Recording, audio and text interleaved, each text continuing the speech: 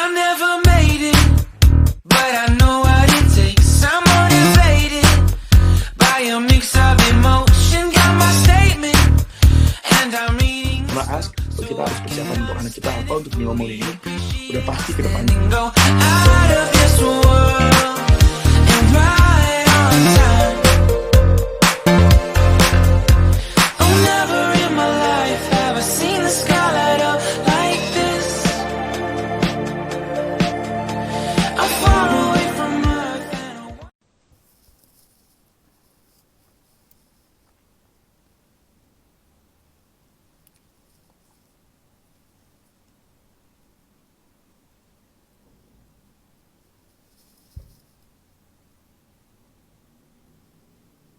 Halo, selamat malam. Selamat malam semuanya. Saya dengan Yuli dari Baby Bar. Halo, halo Bunda.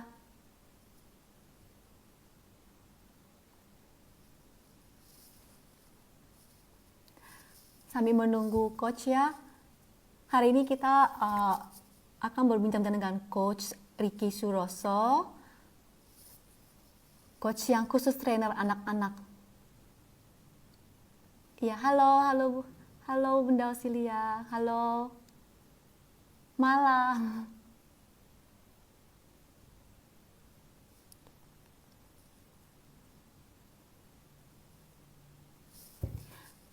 Oke, kita coba baik sambil menunggu coach, saya kenalan sedikit coach. Coach itu sudah training hampir 30.000 orang. Dan dia ternyata itu profilnya tuh banyak sekali. Dia pernah sekolah di Jepang, pernah sekolah di Australia, lalu sekarang adalah Head of Training and Personal Development at Adamku Learning Technology. Iya, sambil menunggu coach. Dan dia adalah coach khusus life skill training untuk kids. Jadi kita hari malam ini tuh membahas bagaimana kita mempersiapkan anak-anak kita itu untuk kedepannya. Yang which is we are still kan masih bimbang mengenai new normal ini, dan kita juga dalam keadaan ini harus mempersiapkan anak kita. Dan kita akan berbincang dengan pakarnya malam ini. Halo Bunda Juliana.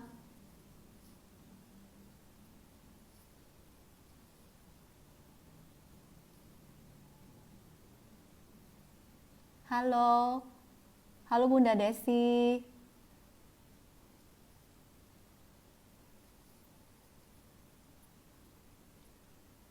Halo Keila.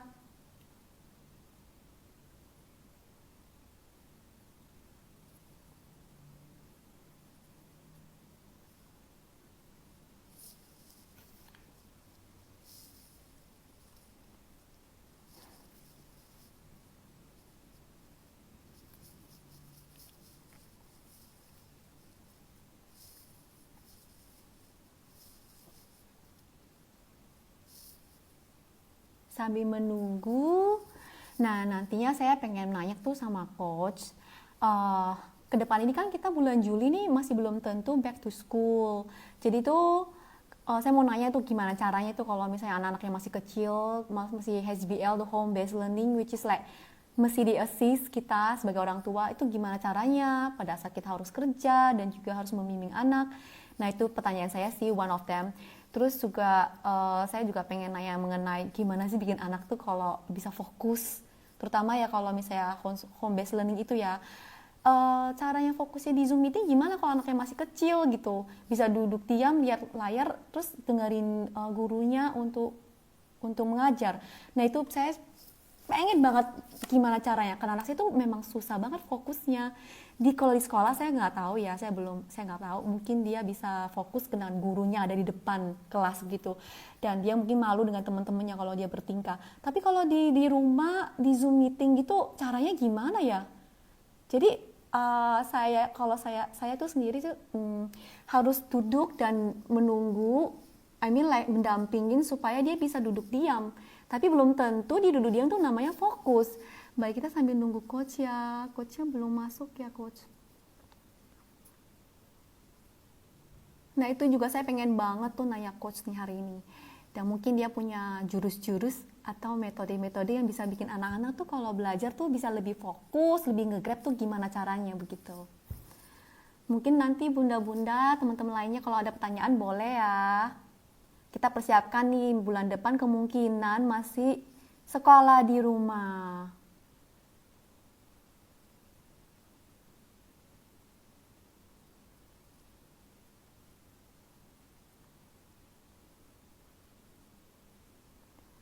Halo Bunda Yesi, Bunda Devi, halo. Halo Bunda Hong, Bunda Email, Siska.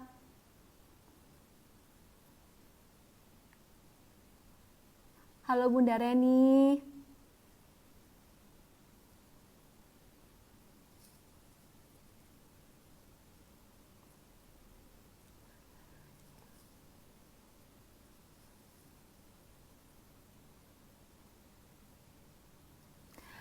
Mungkin masalah sinyal ya, coachnya belum masuk nih. Dan eh, selain itu saya juga pengen nanya tuh, kayak nanti kedepannya tuh kalau sistem belajar tuh seperti apa ya? Apakah mungkin akan balik ke konvensional lagi seperti kita dulu, atau mungkin akan menuju ke kayak sekarang ini yang which is like online learning. Halo Mrs. Hwa. Halo Bunda Silva. Halo semuanya. Sambil kita menunggu coach, mungkin boleh memikirkan pertanyaan apa yang nanti buat coach ya. Coachnya belum masuk nih. Jadi hari ini kita akan berbincang-bincang dengan Coach Ariki Suroso, dan beliau itu adalah Head of Training and Personal Development di AKLTG di Adamku, yang sangat terkenal untuk training anak-anak ya, yang dari Singapura ya originalnya ya.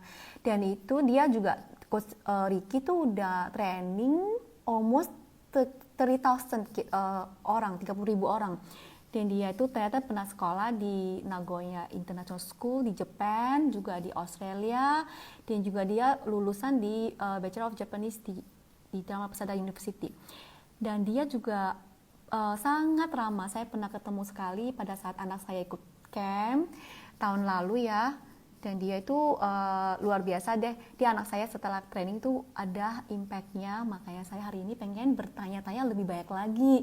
Sebenarnya anak saya yang kedua juga saya pengen masukin tahun ini. Tapi ya karena pandemi begini jadi tidak memungkinkan. Well, the coach is not here yet. Halo Bunda Sharon. Halo.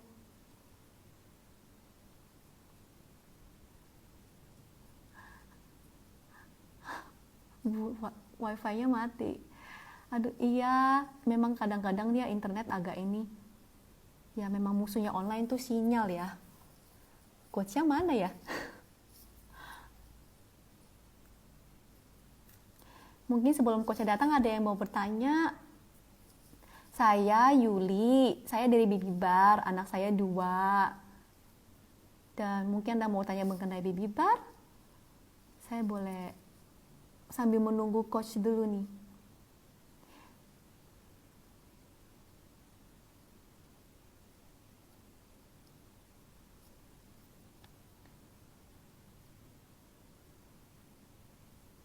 Bukan Bunda Sharon ya, jadi maaf.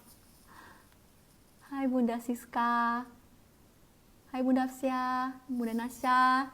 Hai coach. Coachnya udah masuk nih. Welcome, Coach.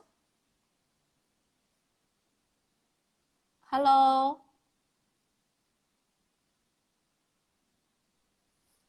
Halo, Coach. Selamat Halo, malam. hai. Sorry nih, aku baru selesai training. Oh ya, habis ini juga ya. Oh, oke ya. Di Ya, belakang Coach jadi senang banget happy banget hari ini bisa ngundang Coach untuk berbincang-bincang. Tadi saya ada sedikit kenalan kepada teman-teman di sini.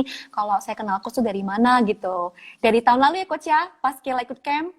Iya ya, I think tahun lalu ya pas kita lagi ada di preview Iya, kalau iya, nggak salah iya. sama Cam juga. Betul, betul. Saya juga bilang itu bagus banget ya Coach udah masih banyak menginspire anak saya itu jadi impact-nya lebih bagus. Makanya sebenarnya saya pengen masukin yang kecil nih tahun ini, akhir tahun atau tahun depan. Tapi ya pandemi begini kita have to wait ya. Jadi selagi nunggu kita bisa bertanya-tanya sama Coach di IG Live dulu. Gimana? Nice, oke. Nice, oke. Oke, Coach. Saya tuh pengen nanya tuh, kan bulan Juli ini kemungkinan kita tuh masih harus home based learning, bener ya? Kayak which is ya 3 bulan lalu tuh kita tuh home based learning tuh for us like yang pertama kali bener-bener tuh wow, chaos banget ya di rumah ya. Anak 2, bayangin anak 2, terus dua-duanya sih belum ada gadget, belum ada HP ya. Jadi saya tuh semua kontak guru-guru tuh ke saya semua, dan which is like ya for the teacher juga mereka belum ada experience ya about home based learning for us pastinya. Anak-anak juga itu benar-benar hectic banget. Terus pada saat mereka kalau duduk berdua di satu ruangan harus Zoom meeting, nggak bisa karena kan akan mengganggu satu sama lain. Dan saya harus mindahin mereka di satu ruang beda dan ruang lain, dan saya harus mendampingin. Itu benar-benar sangat gimana ya? Lebih susah daripada yang sudah saya bayangin begitu loh. Jadi tuh saya pengen nanya-nanya tuh kalau misalnya nanti bulan Juli lagi home based learning lagi. Nah, saya harus lebih mateng dong, lebih pro dikit gimana biar anak-anak saya itu bisa lancar. No, itu saya pengen tanya tuh home based learning tuh yang gimana supaya bisa lebih baik, anak-anak tuh bisa lebih fokus, terutama yang masih kecil ya. Masih kecil-kecil tuh kan fokusnya susah. Tuh kalau Zoom meeting mau fokus gimana caranya gitu. Dan juga tuh gimana supaya ngajarin, saya dampingin ngajarin nggak berantem sama saya. Gitu loh Coach. Please. Oke, thank you untuk Please, pertanyaannya. iya. I think yang namanya home based semuanya we all know lah, dan COVID-19-nya ini it's really it's like masih blur lah ke depannya education tuh mau arahnya kemana. And then at least kemarin kan baru dibilang katanya anak-anak bakalan ada di sekolah sampai Desember kan. So jadi pas dia omongin Mami pas dia omongin yang namanya home based learning, I know that semuanya banyak orang yang shock. Adalah home based learning. Why? Benar sekali. Karena aku ngerasa can you hear me? Bisa nggak? Ya, bisa Coach. Bisa. Oke. Yeah, And I do feel yang namanya home based learning itu kedepannya ada orang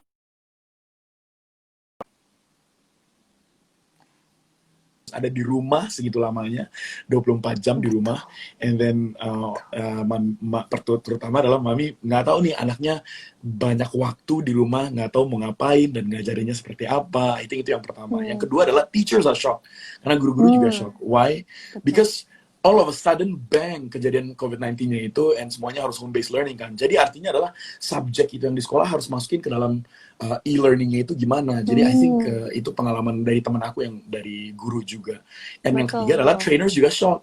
Trainer like me yang ngajarin life skills ke anak-anak, life skills itu seperti kayak responsibility, kayak all of these juga shock. Kita ngajarin gimana kalau offline learning kan, at least pas aku lagi ngajar semuanya bisa kelihatan loh, my atmosphere, my energetic and all that kan. Jadi kalau misalnya online we were shocked semuanya itu. So your question adalah gimana caranya untuk bikin home based learning very menarik dan very fun. You have to know lingkungannya mendukung banyak dengan home based learning. Because sekarang kan kalau di rumah, there's a lot more, istilahnya there's a lot more distraction yang ada di rumah. Distraction itu seperti apa? Seperti kayak TV, games yang di sebelahnya juga distraction for them. Orang lewat di belakang kiri kanan juga distraction for them. Jadi fokusnya itu mereka pas home based learningnya itu mereka tend to focus the things around them. Jadi nomor satu adalah lokasi di rumah di mana laptop itu ditaruh. I think it's very important ya. Di mana-mana laptopnya itu ditaruh, kita online-nya di mana di rumah itu penting banget. Karena kalau ditaruhnya di tempat yang misalnya di living room yang orang lalu-lalang, terus misalnya di situ ada TV yang nyala, And then pas Oke. ada TV yang nyala pas mereka lagi mau belajar di e-learningnya ini, TV-nya itu kayaknya lebih menarik daripada e-learningnya ini. Jadi you have to make sure kalau misalnya mereka mau belajar harus ditaruh di satu tempat yang mungkin satu ruangan lah atau meja belajar yang kiri kanannya itu nggak terlalu banyak distraction. I think itu yang membuat e-learningnya itu sekarang lebih lancar lah. Itu yang pertama. Yang kedua, your e-learningnya itu sekarang orang yang ngajar itu have to be very interesting istilahnya sih.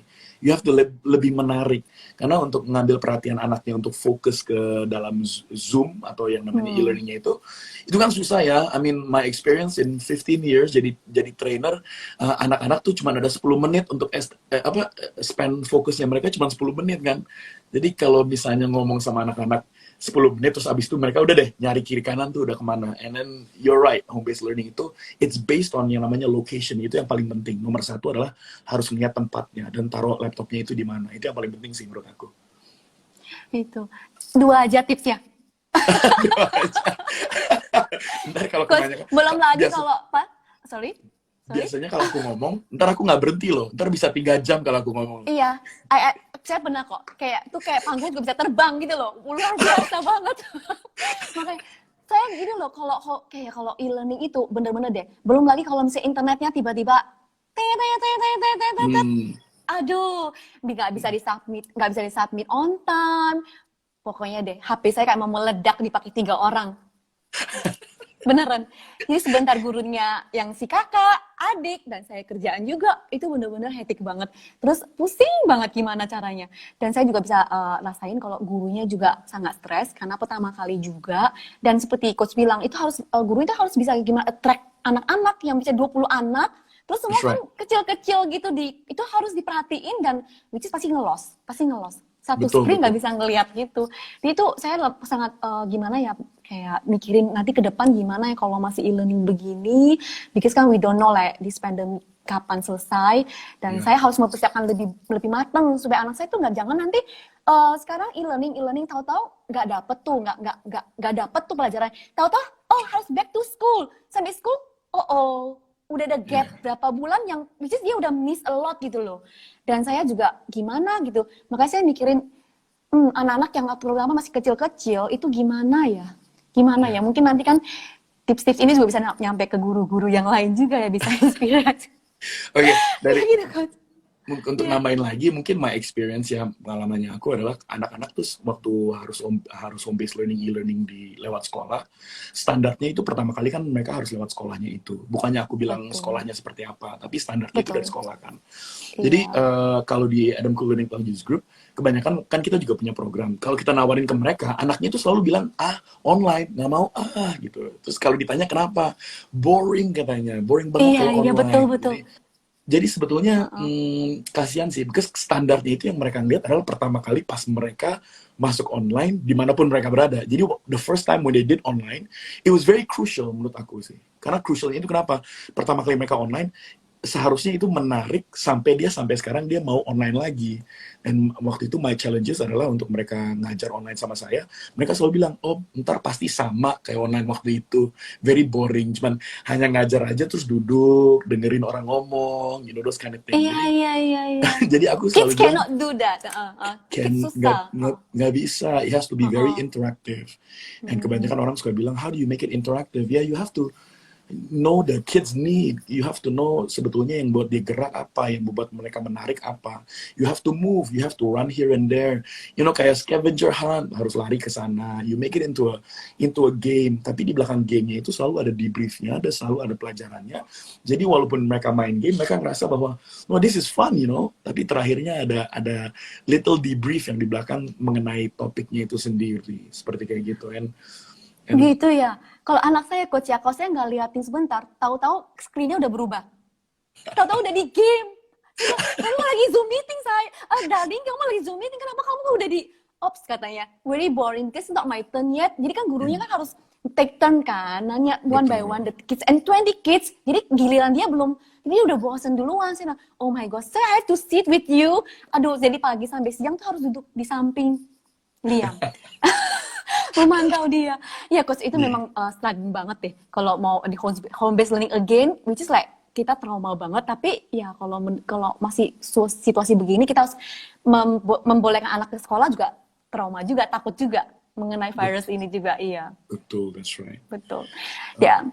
Jadi coach, gimana sih sebenarnya kita mempersiapkan anak tuh untuk new normal ini? Yang which is kita sendiri juga masih banyak bimbang ya. Ya, di kata new normal ini munculnya banyak sekali ya nowadays di mana-mana kayaknya. Orang kalau ngomong new normal ini, mereka selalu mikir, mereka selalu pemikiran mindsetnya mereka adalah ntar ke depan itu udah pasti ada sesuatu yang baru.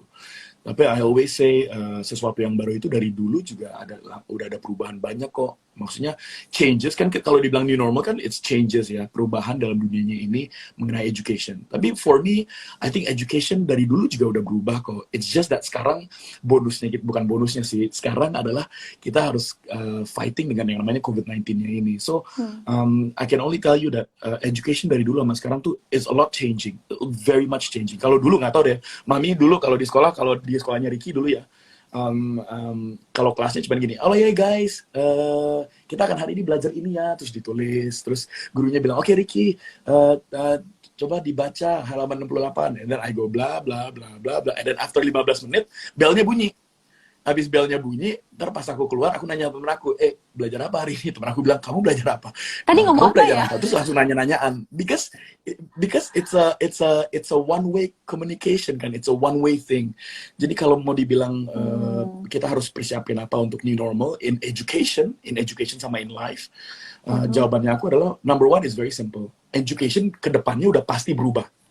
That's confirmed. Udah pasti berubah. Education di kedepannya udah pasti ada perubahan. Karena sekarang kita pakai Zoom kan, ada banyak aplikasi yang namanya Zoom, ada banyak aplikasi yang namanya Hangout, ada banyak yang aplikasi yang namanya Microsoft Teams. Ya, jadi aplikasinya ini ada seberapa advantage-nya untuk belajar. Kalau menurut aku sekarang yang paling best untuk pakai aplikasi untuk belajar adalah Zoom. Zoom itu paling applicable banget di masa depan. Jadi maksudnya as a educator, kalau ngajar di Zoom tuh bisa ngajar pakai video. Maksudnya yang lainnya juga bisa, tapi lebih fleksibel lewat Zoom. Kayak I can instantly mute kalau anaknya lagi, aku just to share with you ya, my Zoom session itu lucu banget, just to tell you ya. Anak-anak zaman sekarang they're very creative banget. Jadi I tell you, I little story. Kayak tadi pagi juga aku baru Zoom kan, baru ada training. Kebetulan kita lagi ada training sekarang. Oh, okay. Ada anak umur 13 tahun tadi pagi pas dia nyalain, dia tulis namanya connecting. Do you know that? Dia tulis namanya connecting di Zoom. Ya kan? Jadi pas aku lagi ngajar, aku bilang gini ke yang lainnya, oke guys, kita tunggu ya untuk ini, teman aku lagi connecting. Terus dia bilang, enggak connecting, aku ada di sini kok. Ya ampun Tuhan. Jadi yang ngajarnya itu di prank lah istilahnya. Terus ada juga yang kreatif banget. Ada juga yang aku lagi ngajar tiba-tiba mereka disconnected. Bukan nggak connected, mereka diem aja di tempat kayak gitu, kayak freeze kayak gini.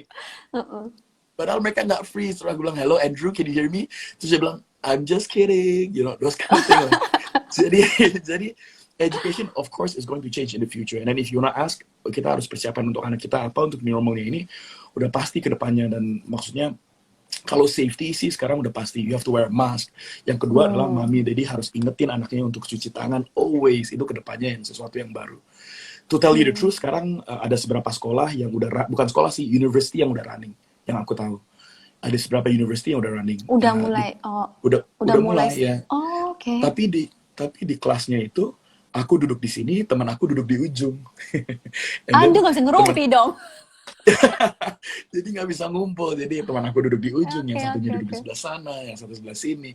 Terus dosennya itu jauh banget tempat duduknya, dan mereka tetap ngajarnya itu bukan pakai chalkboard atau whiteboard atau gitu, tapi tetap mereka belajarnya pakai online based. Hanya mereka di tempat aja di university. Ya mereka punya platform. Jadi if you ask me, kedepannya persiapan mereka untuk new normal, ya education is changing. You just make sure they need to know bahwa mereka harus tetap no matter, karena education menurut aku di mana aja bisa. True. Education itu belajar itu di mana aja bisa. Maupun itu di mobil, maupun itu di pesawat. Itu education is still number one. Iya, betul sih. Coach. Iya, bener banget sih. Cuma ya mau make sure bisa concentrate, fokus, itu challenging banget buat anak kecil. That's right, that's right. Iya. Terus kan kalau pas anak kan udah home based learning itu kan terbiasa berinteraksi dengan gadget tuh. Jadi tuh mereka tuh cenderung kayak punya tadinya kan kalau misalnya kalau saya kan saya batasin ya gadget tuh you have to waktu belajar belajar kalau mau main-main.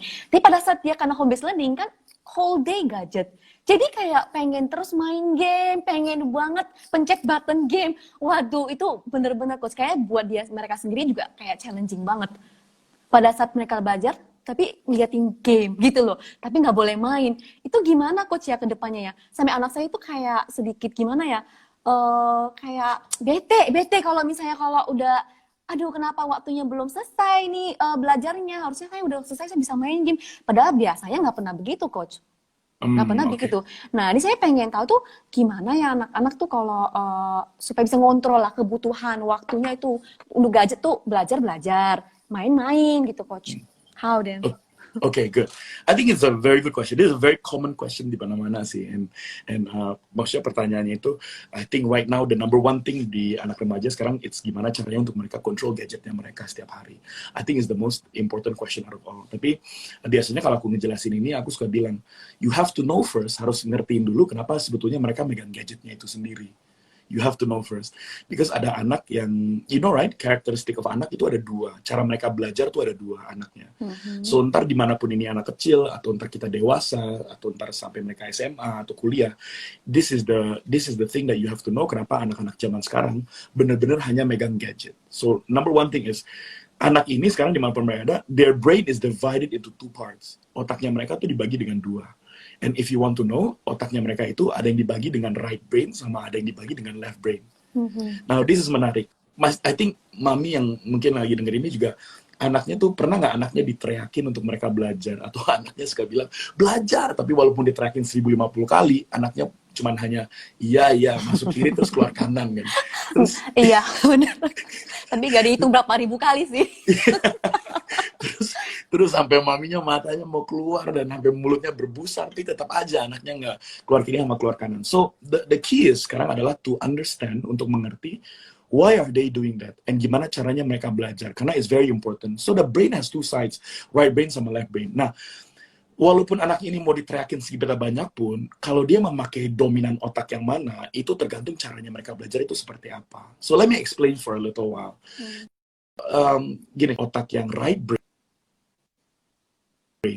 itu anak ini cenderung lebih banyak mau main, lebih banyak mau suka nyanyi, lebih banyak mau dancing, dance, lebih banyak dia lebih ke move, kinesthetic, lebih ke moving around.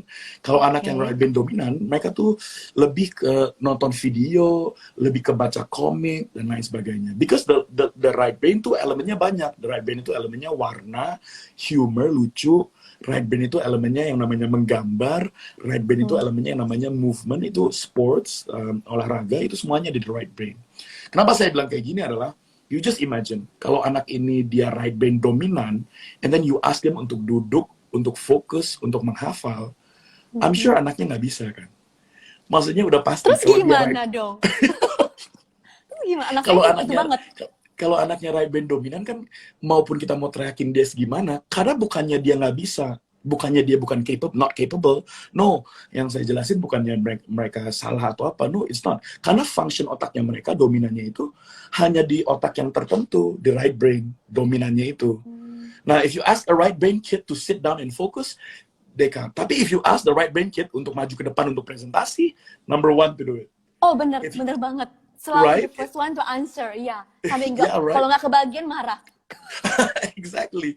Jadi if you ask a right brain kid untuk jawab pertama, nomor satu. Kalau gurunya bilang siapa yang tahu jawabannya, right brain akan bilang oh saya, langsung angkat tangannya.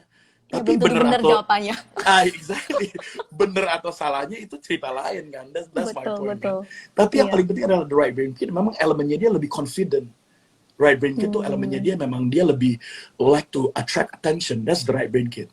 Jadi kalau mami, daddy yang ada di sini ntar kalau pernah bilang gini ke anaknya, ada yang bilang gini, ayo dong main, itu saudaranya kamu pada main tuh, lagi ada ngumpul sama keluarga nih, ayo dong main, itu saudara kamu pada main, ada sana. Terus anaknya bilang, nggak usah lah, aku di sini aja. Nah itu the opposite of a right brain, itu yang namanya left brain. Because Oke. anak yang left brain itu lebih ke logic, sequence. Kalau yang namanya matematika, left brain itu nomor satu. Yang namanya angka, left brain itu nomor satu. Left brain itu lebih apa ya, isolate themselves sendiri. Left brain itu lebih membaca buku. Jadi kalau gurunya bilang, siapa yang mau maju? Left brain bilang gini, temen aku dulu deh. Temen aku yang itu dulu. Temen aku dulu deh. Atau siapa, ayo maju duluan. Ntar dia bilang, enggak deh, si yang situ dulu. Karena menurut aku yang situ duluan. Itu yang left brain, elemen left brain itu seperti kayak gitu. Nah, kalau dilihat, semua subjek yang kita pelajarin dari dulu, ini ada hubungannya baru sama gamenya. Semua subjek yang kita pelajarin dari dulu, walaupun di sekolah, itu based bukan right brain. Subjek itu based on left brain. Jadi sejarah, biology, physics, science, itu semuanya based on left brain. Jadi So, core subject semua left brain. betul, core subject. Not all Anakku subject. gimana dong yang right brain? Core subject is all left brain. Jadi banyak mami bilang ini, ya mati deh. Berarti anak saya kalau right brain gimana gitu kan kalau anak Iya, yang right bener. brain. Ya, so I think saya baru masuk ke dalam gamenya ini. If you ask yourself, kalau anak yang suka main game, berarti game itu dia dominan otak yang mana, bukan yang left. Dia dominan yang right kan. And if you ask me, kalau belajar itu pakai left brain, main game pakai right brain, kira-kira anak zaman sekarang mereka sukanya pakai right brain untuk main game atau left brain untuk belajar? Udah pasti mereka sukanya yang right Right. brain. For sure, ya. Ya, so if you ask me dari dulu adalah ada parents bilang ini, Ricky, saya pengen ambil deh gadgetnya mereka. Saya pengen confiscate gadgetnya mereka. Aku cuma mau bilang, you confiscate their gadget, ntar account-nya diambil, dipakai di handphone temennya, dia main pakai handphone temennya di rumah di sekolah. Jadi Sama aja. sama aja, you cannot sekarang. Jadi it's not the question adalah gimana caranya untuk ngambil gadget dari mereka, tapi the question is to make belajar itu, to make studying, learning itu lebih fun daripada main game. That's the key. That's the key. How to make studying itu fun, like you're playing games. And I think itu ada hubungannya dengan right brain sama left brain. And then if you're a mom, kalau misalnya anaknya right brain, here it is. Kalau anaknya right brain, kalau dia harus belajar seperti kayak matematika, karena right brain sama sekali nggak bisa. Like my daughter, she's a right brain, just to let you know. My daughter is a right brain. Nara. Jadi ada Nara ya. Jadi ada satu hari dia datang di rumah, dia bilang gini, aduh, I have to learn fraction. 1/4, 3/4, you know. Terus dia bilang gini, Daddy, help me. My goodness. Ya udah, and then I help her kan. The easiest way possible, I help her. Akhirnya she gets it all wrong. Saya bilang, Nara, I spent 2 hours with you. How can you get it all wrong? Like Daddy udah sabar and all this. Terus Nara bilang gini, it's just not me. Dia bilang gitu. And that's when I learned bahwa she's a total right brain. Akhirnya saya beli pizza. Saya beli pizza. Oh, bener. 12 loyang. Fraction. Iya, saya beli pizza 12 loyang. And then I 12 slices. 12 loyang? No, 12 slices, sorry. One pizza, 12 Oh my slices. God. And then saya bawa ke rumah. And then dia bilang, let's say 1,5 itu lebih besar mana sama ini. Then I said, very easy. Kita ambil aja ini. Terus kamu lihat mana yang lebih besar. And then she goes, all right. Now I understand, dia bilang kayak gitu. And then when she gets it right, dia bilang, Daddy, kan I get it right ya. That means kalau aku bener, I get 1 slice to eat ya. I said, okay. So jadi my point is, gimana caranya untuk ambil gadgetnya dari anaknya? I think the question sekarang adalah bukan ngambil, karena gadgetnya itu selamanya, karena the world udah mendukung mereka sekarang, the millennials, the kids zaman now, the world itu udah mendukung. And if you tell me gadgetnya itu diambil, sekolah pun sekarang udah pakai iPad, right? Iya, jadi you want to take him away, tapi mereka juga ntar ngerasa, aduh enakan di sekolah. Dan itu kan hati-hati kan, enakan di sekolah karena di sekolah boleh pegang iPad, tapi di rumah nggak boleh. Jadi the point is adalah gadgetnya nggak bisa diambil actually. Gamenya, you have to know kenapa dia suka game, karena game itu dominan right brainnya dia. Jadi for now, sekarang Mami Daddy kalau misalnya mau belajar, kayak Nara, do it interactively. Do it with something yang mereka bisa pegang. Something concrete yang mereka.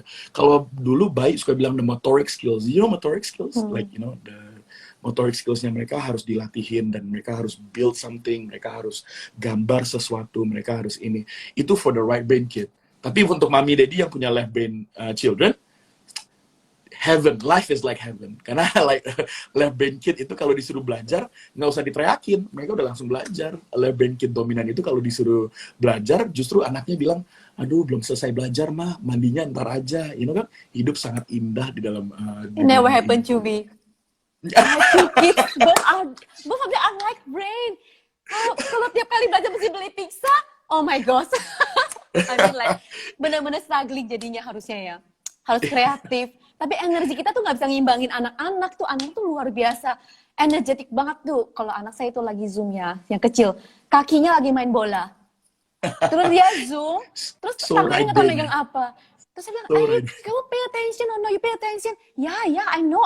Tapi kakinya main bola. Saya sangat, gimana ya saya bilang, it's very, very, very struggling kalau ngajarin dia begitu, Coach. Iya, so right brain ya. That means kalau dia gerak motoric skills, that means ya dia harus benar-benar zoomnya itu harus benar-benar interaktif. Aku juga belajar sih ngajar di Zoom itu. Which is not, gimana.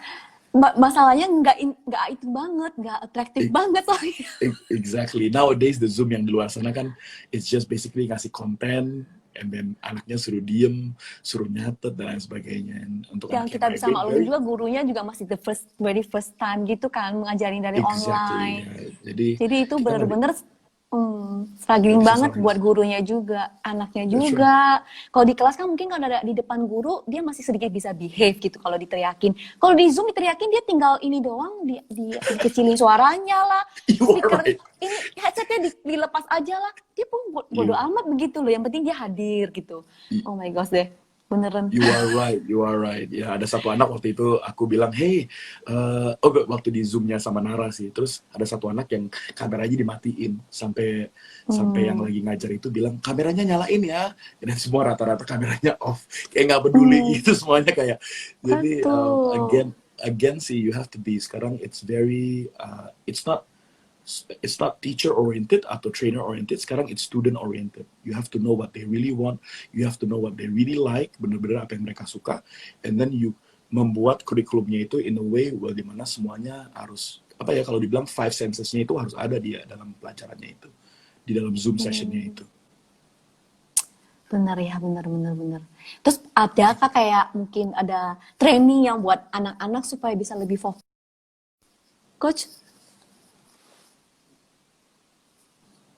Ada training, training ya, suddenly barusan di-cut. Training, currently sekarang sih Adam Cool Learning Values Group, kita punya beberapa program. Yang weekly program kami namanya Digital Coaching Academy. And then Digital Coaching Academy-nya itu kita punya weekly program, di mana kita ajarin lebih ke life skills, sama academic skills, sama family relationship. And kita punya tiga mastery dalam Digital Coaching Academy. Yang pertama adalah how to boost your confidence. Gimana caranya untuk confidence-nya itu bisa di-boost. Yang kedua adalah academic skills. Karena udah pasti kemana-mana academic skills itu penting. Ya itu yang kami ajarin yang di weekly, yang namanya Digital Coaching Academy. Gimana academic skills itu apa aja? Yang pertama adalah gimana caranya mencatat pas teachernya lagi ngomong di Zoom, gimana caranya mencatat dengan gampang. Karena kan anak-anak tuh kemarin baru curhat sama saya, dia bilang ini, Coach, kalau saya tahu apa yang harus dicatat, itu mungkin lebih gampang, dia bilang. Tapi di dalam satu Zoom-nya itu ada 27 anak. Jadi kalau satu anak bilang gini, Sir, bisa pelan-pelan nggak? Dia nggak mungkin nungguin untuk satu anak. Udah pasti misternya itu harus jalan terus kan. Jadi salah satu curhat dari anak-anak adalah, if I know what to take down notes, it be easier for me katanya. Jadi di dalam academic skills-nya itu kita ngajarin gimana ngambil kata kuncinya dari apa yang orang ajarin dalam Zoom-nya itu. Hanya ngambil kata kuncinya. Kata kuncinya. Bukan Kata semuanya dicatat. Betul, nggak semuanya. Because you have to know something yang kita ajarin ke anak-anaknya juga. Setiap information yang kita nangkep itu dari 100%, 20% itu yang paling penting. Itu yang disebutnya kata kunci. Jadi kalau aku mau dibilang aku punya buku nih, hold on ya, let me see ya. Nih kalau misalnya aku punya buku nih, bukunya ini let's say ini 100%. Misalnya kalau dia mau baca dari bukunya ini, kalau mau belajar, semuanya harus tahu. Dari bukunya ini hanya yang paling penting itu 20%. Hanya 20%. Itu yang disebutnya kata kunci. Sisanya, the rest of it, it's called non-keywords. And non-keywords are not important words. What is non-keywords? Itu kayak non, it, the, and, are, is, or, kayak gitu. It's a connecting word. Itu dilewatin. Kalau bahasa Indonesia ya kata penghubung kalau nggak salah ya. kata penghubung. And for us, it's not important. Itu hanya 80%. Jadi yang paling penting adalah kata kuncinya, which is adverbs, adjective, verbs, dan semuanya itu. Jadi kita ajarin mereka, pas mereka nangkep kata kuncinya dari Zoom sessionnya mereka, habis itu ditaruh di dalam satu catatan yang namanya cluster map. Itu seperti kayak strategi yang kami punya, kita taruh di kotak-kotak gitu, supaya mereka lebih gampang. Dan cluster map itu untuk anak zaman sekarang, it's the one of the easiest notes untuk mereka melakukan. Kenapa? Karena ada sisi otak ini yang melakukan, karena mereka harus gambar di note-nya itu. Nah, itu yang kita ajarin di academic skills. Yang terakhir, udah pasti kita harus ada yang namanya family relationship, how to be creative and how to engage with your family a lot more. I think ntar kalau anaknya udah SD sama SMP SMA, fasenya itu berbeda-beda. I think you believe me for this. Fase anaknya berbeda-beda. Kalau anak yang SMP, kalau ditanya, tadi ngapain di sekolah? Jawabannya sama kayak kemarin. You know, it's always like that. Kan? And untuk conversation-nya itu minim banget. Apalagi yang SMA, in high school, itu perubahannya ke SMA itu fase yang berbeda lagi. You know it kayaknya sekarang. Kayak seperti contohnya kalau Ricky bilang, untuk peluk anak kecil, yang masih kecil, itu paling gampang. Yes? Iya, betul. Yeah. Betul. Give daddy a hug, give mommy a hug. Yeah. You know, I love you. Iya. Paling gampang, anaknya gini, I love you too. Paling gampang. Ntar kalau SMP, fasenya itu adalah barter. Give daddy a hug. You bring boba for me or not boba? You have boba? You know, it's like a barter. You have boba for me or not? You don't have boba? No hug. You know, those kind of thing. Nah, itu SMP. Ntar kalau SMA, give daddy a hug. SMA kayak, not cool. You know, it's not cool to give you a hug. Those kind of thing. Jadi, fase-fasenya berbeda-beda. Jadi, kita punya satu program yang namanya DCA. Dan sekarang, currently, kita lagi ada satu camp. Mami, kita ada satu camp sekarang lagi running. Saat ini baru selesai tadi. Campnya itu namanya Young Leadership Camp, dan itu campnya kita online 4 hari. Jadi kita satu hari itu ada 2 sesi, yang ngajar itu 2 Singapore trainer sama 2 Indonesian lead trainer. Ada saya juga di dalam programnya itu, and kurikulumnya itu sekarang mengenai persiapan mereka untuk the new normal kayak ke depannya, lebih ke arah digital awareness, social media etiquette. You know, sekarang kan Mami kalau ntar mereka post di social media kan mereka harus tahu apa yang harus dipost, apa yang harus diomongin. Kita juga ngajarin kata-kata yang bisa ditaruh di caption postnya mereka di social media. Mengarahkan yang lebih the power of words. Dan kita juga ngajarin cara vlogging. Jadi bagi yang mau jadi YouTuber, kita ngajarin gimana caranya dapat channel, setup channelnya, setup AdSense-nya, terus jadi vlogger seperti kayak gitu. Banyak sekarang bilang, oh jangan Ricky, YouTube itu agak sedikit serem. Tapi the world is going that way. Maksud aku, Mami, kalau dilihat, kalau ditaruh di perspektif yang positif, it's good, you know. Sekarang ada anak yang, can you believe it? Ada anak yang ngumpulin uang dana untuk yang namanya COVID-19 ini by just streaming games. You know, ada anak yang live setiap kali ngumpulin dana dari situ dan kasih ke COVID-19 by just sharing, you know. And jadi kalau kita lihat di sisi positifnya, you know, there's a lot of positive things out there. Jadi kita ajarin itu di campnya kami yang sekarang lagi running. Ini baru 1 hari. Dan ini baru campnya itu camp yang untuk Juni. Yang Juli ntar belum ada, maksudnya belum running. Yang Juli ntar kita lagi ngambil intake. Masih bisa ikut yang Juli nanti. Masih bisa ikut. Untuk umur Juli. Berapa, Coach? Kita umurnya 8 sampai 19 tahun untuk yang namanya Yilinya ini. 8 sampai 19. Jadi ntar Zoom sessionnya juga ntar dibagi. Yang senior itu 13 sampai 19, and then yang juniornya itu sendiri, yang junior itu 8 sampai 12 tahun. Dan mereka Zoom sessionnya itu berbeda, karena cara ngajarnya Mam juga beda kan ya, yang senior sama yang junior juga beda. Tadi saya bilang harus interesting, harus moving, dan harus segala macam seperti itu. Gimana moving di Zoom? It's really fun. Tadi aku ceritain ya salah satu game yang kita mainin tadi ya. Salah satu game kita mainin. Jadi kebetulan sesinya aku tadi ngajarin yang namanya emotional quotient, the EQ bukan IQ. Jadi aku ngajarin emotional quotient, yes. And aku bilang sama anak-anaknya, mereka juga nanya, sebetulnya bedanya apa sih yang IQ sama EQ-nya itu. Jadi aku jelasin. Kalau EQ itu it's how smart you are, betul ya, seberapa pintar kita. Tapi kadang-kadang you have to know, di zaman sekarang itu it's not how smart you have to be. Maksudnya smart is good, tapi it's not everything in life. Orang suka bilang kalau kita pinter, ya that's good. Tapi if you're not smart in emotionally, you won't be able to survive entah in the future. Katanya seperti kayak gitu. Google juga bilang kan, if you don't have the emotional quotient di dalam hidupnya kamu, ntar kedepannya you will only be self-oriented. You'll be Betul. self thinker. Istilahnya kalau dia ngelihat ada orang yang lagi begging di pinggir jalan, ya kalau dia hanya IQ, dia hanya bilang, nggak mau kasih banyak orang yang struggle juga, kenapa nggak berjuang kayak saya, dia ngelihatnya ke diri sendiri. Tapi if you have EQ, dia akan ngerasa bahwa kasihan juga ya, mungkin ini kalau saya kasih uang bukan untuk dia, tapi untuk keluarganya yang ada di rumah. Empatinya ya, empatinya Iya, di empatinya itu itu. lebih tinggi ya. So jadi aku ajarkan mereka tadi seperti itu. And then gamesnya seru banget. Aku bilang suruh robek 8 kertas. Aku suruh robek 8 Depan kertas. kertas. Terus 8 kertas ini suruh tulis yang paling penting dalam hidupnya dia. Like tulis apa aja yang paling penting dalam hidupnya dia. Terus banyak tuh yang nanya tuh. Ada yang bilang, Iya. ya aku punya 27, masa cuma 8 doang gitu kan.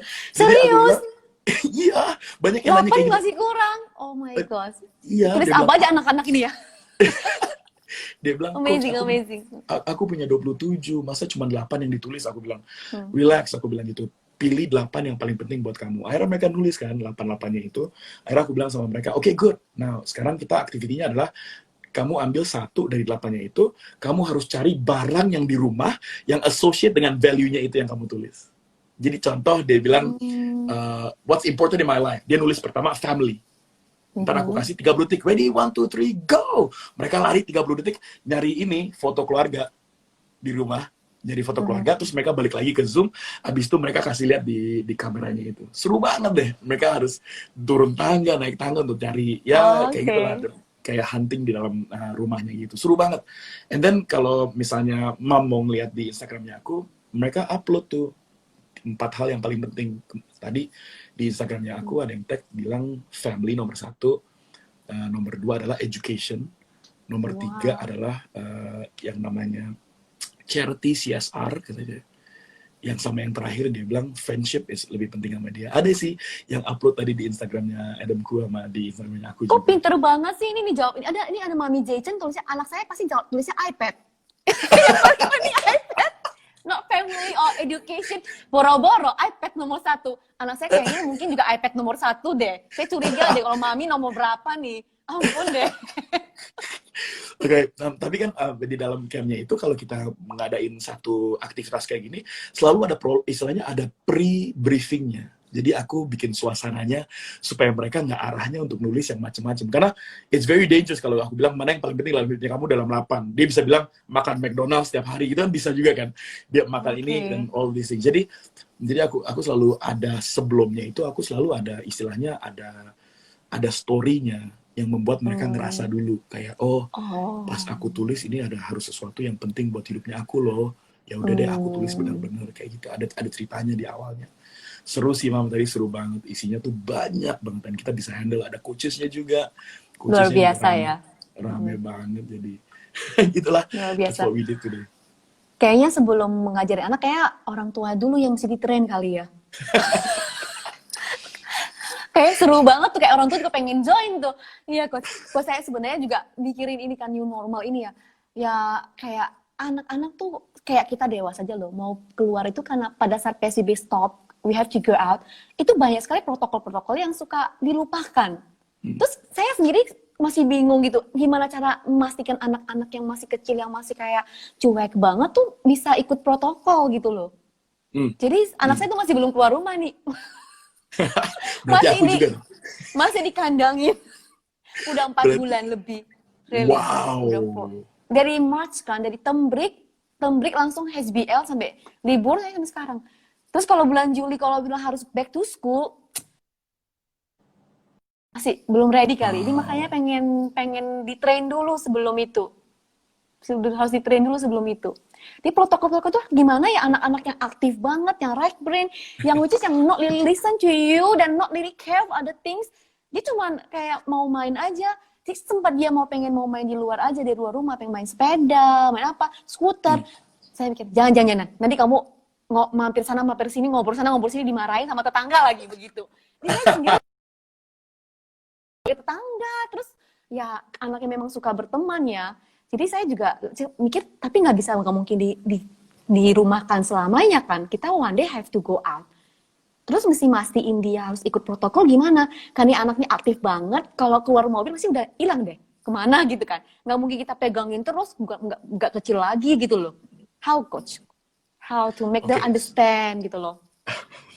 Okay, so I think yang namanya ini it's a habit yang kita harus omongin actually. It's the habit yang paling penting yang kita harus embed ke dalam mereka. Habitnya mereka itu. Maybe aku selalu bilang kayak gini, anak-anak itu kalau mau diajarin sesuatu yang terus-menerus, itu harus diajarin habitnya itu step by step. Kadang-kadang parents suka bilang, saya mau anak saya seperti kayak gini langsung berubah. Seperti kayak contoh lah, ada banyak parents yang mau masukin ke campnya kita, mami daddy cuma gini, pokoknya saya masukin 4 hari, saya mau dia berubah. Terus dalam hati aku, berubah? Jadi kayak campnya kita kayak microwave gitu, dimasukin di microwave, tiba-tiba ting, selesai keluar gitu. Mateng. Jadi aku selalu bilang, Mom, Dad, nggak bisa. Ini ada prosesnya. So your question to me adalah gimana caranya untuk ajarin anak ini yang protokolnya itu? Well, semuanya juga ada prosesnya. And prosesnya itu, aku akan jelaskan proses ke dalam habitnya itu seperti apa. And I think habit is the key. Untuk ajarin mereka keluar. Habit itu is the key. Ya, kayak dulu Janara tuh kalau keluar tuh dia cuek banget. Tapi aku ada prosesnya untuk ngajarin dia setiap hari, ngejelasin cerita. Terus kalau lagi ada news, aku bilang, look, this is the number sekarang, you know. Ini number, you know, it's not just a number, aku bilang. It's life, aku bilang kayak gitu. So you have to be careful. Nah, satu sehari per hari saya ngajarin dia, and it becomes a habit. And I think you have to know something. Kalau misalnya mami mau bilang gini, saya mau anak saya supaya safe, supaya dia tahu untuk cuci tangan, supaya dia tahu kalau keluar itu harus dia pakai masker gitu. dan sebagainya. Everything. That's your goal kan. Itu yang kita mau sebetulnya. Itu yang kita bayangkan. Tapi yang kita harus persiapkan mereka adalah setiap hari untuk tetap ngelakuin itu setiap hari. Jadi untuk tegur anaknya setiap hari supaya habitnya itu terbuat. I know some mami bilang ini, ya berarti harus ditegur setiap hari dong. Habit itu hanya sehari, 2 hari, 3 hari. And kalau si Anthony Robbins, the great famous speaker, dia pernah bilang, itu habit itu hanya 4 kali dilakuin, dia akan langsung habit itu menjalan automatically. Kalau Zig Ziglar pernah bilang, habit itu 7 hari. I think also like a good friend of mine yang the trainer di Indonesia juga bilang, Mariana kalau nggak salah, Tunda Semoringin juga bilang, kalau habitnya itu diulang 3 kali, 5 kali, itu menjadi habitnya mereka, automatically. So, how do you membuat anak ini belajar habitnya itu untuk diulang-ulang lagi? I think you have to know something, habitnya itu terjadi kalau attitude sama behaviornya dia sinkron. Attitude sama behaviornya dia. So, what does it mean? Mindset sih, Mami. Mindset is very important untuk mendorong habitnya dia. So nomor 1 adalah habit sama, aku ngomongin mengenai ini dulu, attitude sama behavior dulu. You have to know something. I think Mami pernah nonton Titanic. Have you seen Titanic before? Oh, iya dong. Yeah, okay. Of Nangis course. You cry? I think so. Okay. Iya. Udah lama banget soalnya. Okay, if I tell you, sebelum aku ngomongin habitnya itu, if I tell you attitude sama behavior itu sebetulnya menuju karakter.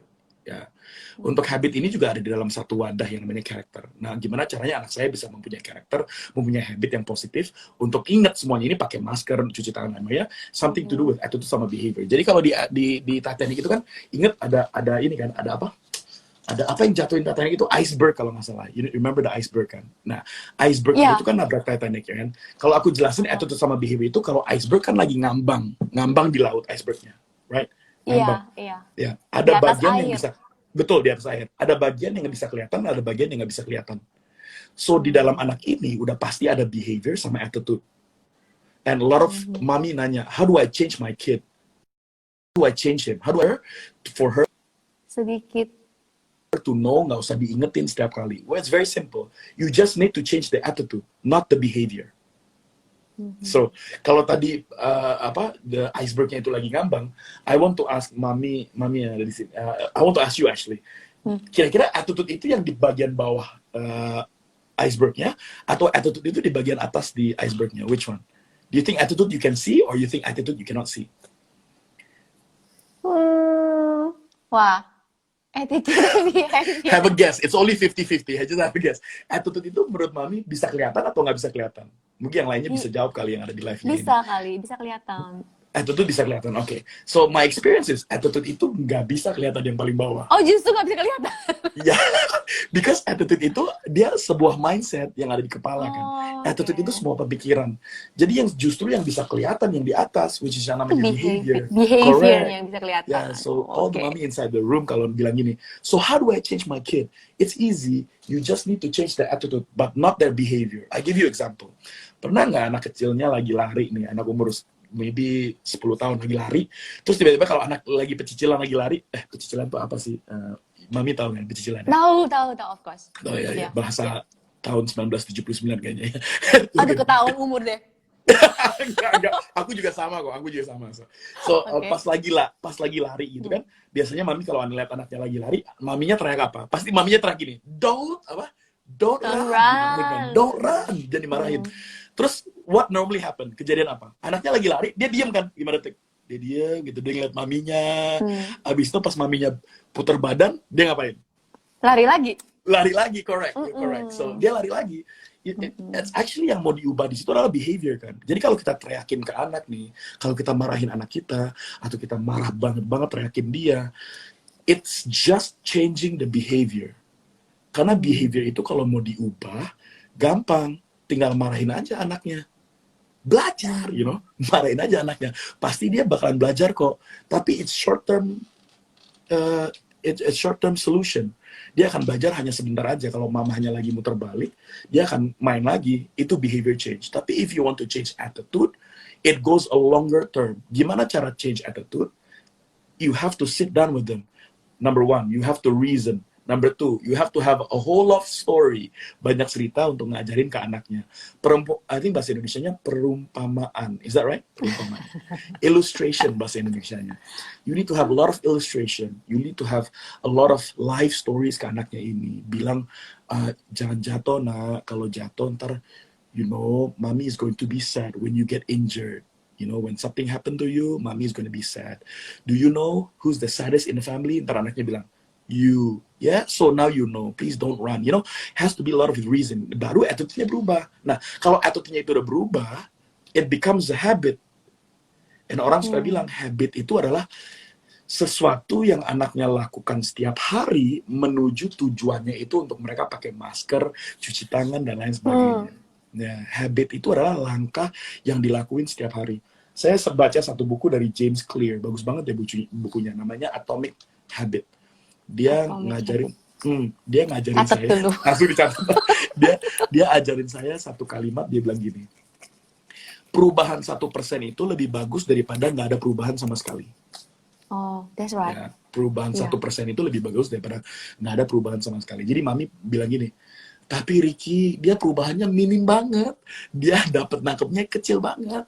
I just want to tell you, at least ada perubahan daripada nggak ada perubahan sama sekali. Karena perubahan yang kecil itu ntar akan menjadi besar di depan. And I promise you dia akan inget kok. I give you example. Waktu itu ada satu anak umur 10 tahun datang ke kantornya Adamku. Mamahnya lagi ngobrol sama saya, lagi chit-chat sama saya. And then anaknya di belakang abis minum susu ultra, dia lempar gini kayak pemain basket gini. Michael Jordan, dia bilang gitu kan.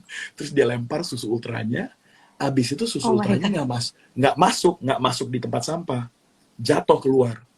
Okay. And then anaknya ngelihat aku ngelihat anaknya gini. Hihi. Terus dia lari lagi. Ditinggalin itu susu ultranya. Maminya ngelihat anaknya ngelempar, nggak jatuh kan. Maminya nengok ke saya, and I'm waiting for the best parenting moment in 2020 in January. Maminya nengok ke saya, because I want to know maminya mau ngomong apa kan, because it's a parenting moment nih. It's a parenting moment. Maminya nengok saya, maminya gini. Hi, hanya senyum aja. Terus aku nengok ke maminya juga bilang, hi.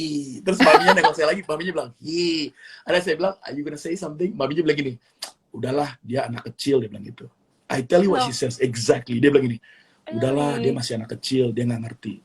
For me, I think there will be, I will let you know my point of view. For me, never say it's anak kecil. Because menurut aku, kalau mau masukin value nilai habit, itu harus masukin pas mereka justru pas masih kecil. That's right. Karena masih kecilnya itu paling gampang, mereka masih polos, masih gampang diajarin. Jadi you have to know something. Never Benar-benar. bilang dia masih kecil. Every chance you get untuk mengubah habit setiap hari, it's the best chance you have. Jadi if you ask me gimana caranya untuk mereka pakai masker, cuci tangan, my only question is setiap hari, do you guide them untuk cuci tangan? Do you guide them untuk pakai masker? Diingetin nggak setiap hari? Because little Kalau process is very di rumah nggak pakai masker dong, Coach. Jadi mulai sekarang harus perhatiin pakai masker dong. nggak di rumah aja. Jadi pas mereka keluar dari rumah langsung bilang, wait, maskernya mana? Gitu. It's always like that, right? Atau biasanya saya taruh, sorry. biasanya kalau saya Ya, naruh lanjut, maskernya itu di belakang pintu sebelum mereka keluar. Jadi pas mau dia keluar dari pintu, mereka selalu lihat maskernya kan di belakang, jadi mereka pakai. Those little things yang mengubah habitnya sih. Thank you, Coach. Coach, gak berasa udah 1 hour dan takutnya nanti tiba-tiba berhenti. Thank you banget loh, Coach. Hari ini bisa bincang banyak banget. Sebenarnya saya masih banyak question-question saya kumpulin dari bunda-bunda lain nih. Tapi kayaknya satu sesi nggak selesai nih. Iya, Iya, Coach. interesting banget sih kalau ngomongin ini. I thank you so much untuk inviting me dalam sini. I appreciate it so much. Saya juga, Coach. Saya dapat banyak banget hari ini dan saya akan mulai habis ini mulai nyusun, nanti besok dipraktekin. Gimana? Gimana mentrain anak saya itu bisa lebih peduli juga sih. Dan juga itu tadi ya, dari attitude ke habit. Yes, that's right. Step by step ya. Step by step. Each day and each day. Iya, thanks banget loh, Coach. We are so thankful that you be here and then spend the time and then share a lot of things.